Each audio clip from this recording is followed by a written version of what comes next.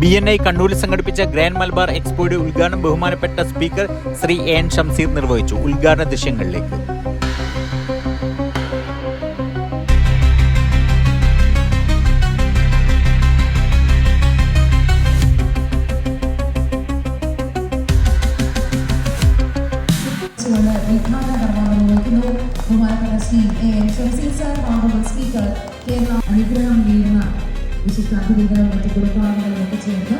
Hi, എന്താണ് പേരെന്താണ്? ഞാൻ ഡോക്ടർ ശ്വേത.